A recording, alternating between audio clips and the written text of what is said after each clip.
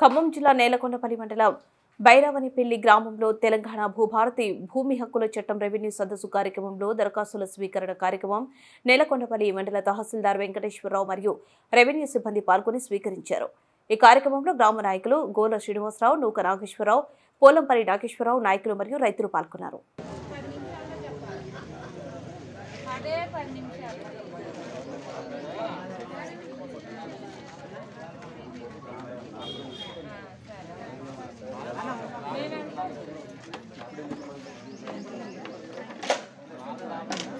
అప్పుడు దాన్ని వినియోగించుకొని ఆర్ఓ వేయడానికి ట్రై చేయాలి. మనం చేయలేని పరిస్థితులు ఉన్న వాళ్ళకు మాత్రం అక్కడ వేయటం, అంత దూరం రావాల్సిన అవసరం లేదు. కాబట్టి ఇక్కడనే వినియోగించుకొని మన పక్క రైతులకు కూడా తెలియపరిచి అందరూ కూడా ఈరోజు 5 వరకు ఇచ్చినట్లు చూడండి. అందరూ 10 ఇలా అయిపోయింది కానీ చెప్పి మళ్ళీ అందరూ టెన్షన్ పడిన అవసరం లేదు. 30 వరకు మన ఆఫీస్లో కూడా ఇవ్వచ్చు. ఓకే అండి. ఈ ఇష్యూలో మనకి రాష్ట్ర ముఖ్యమంత్రి గారు మరియు మన గౌరవ రెవెన్యూ శాఖ మంత్రి గారు ఇద్దరు కూడా మనకి మెసేజ్ ఒకటి సందేశాన్ని ఇచ్చారు.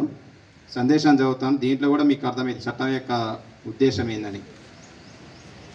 ప్రజాప్రభుత్వం ఇచ్చిన మాట ప్రకారం ఎన్నో సమస్యలకు కారణమైన ధరణి స్థానంలో నాణ్యమైన సేవలు అందించడానికి కొత్త ఆర్ఓ చట్టం చేసింది. ఈ విధానానికి అనుగుణంగా భూభారతి పోర్టల్ ద్వారా రైతులు పారదర్శకంగా, వేగవంతంగా తమ భూముల వివరాలను తెలుసుకోవడంతో పాటు రిజిస్ట్రేషన్లు, పట్టా మార్పు, వారసత్వ నమోదు లాంటి సౌకర్యాలను రెవెన్యూ శాఖ ద్వారా పొందడానికి అన్ని చర్యలు చేపడుతున్నాం.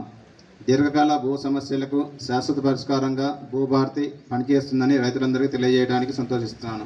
ఇది ముఖ్యమంత్రి గారి సందేశం అండి. మన గౌరవ రెవెన్యూ శాఖ మంత్రి గారిది. గౌరవ ముఖ్యమంత్రి శ్రీ రేవంత్ రెడ్డి గారి నాయకత్వంలో ప్రజాప్రభుత్వం ఏర్పడిన తర్వాత రాష్ట్రంలో భూ సమస్యలకు శాశ్వత పరిష్కారం చూపేలా భూభారతి చట్టాన్ని రూపొందించి అమలు చేసుకుంటున్నాం. అనేక మంది మేధావులు, నిపుణులు రైతులతో చర్చించి కింది స్థాయిలో ఎదురవుతున్న సమస్యలను క్షుణ్ణంగా అధ్యయనం చేశాం. భూ హక్కుల పరిరక్షణ, పారదర్శకత,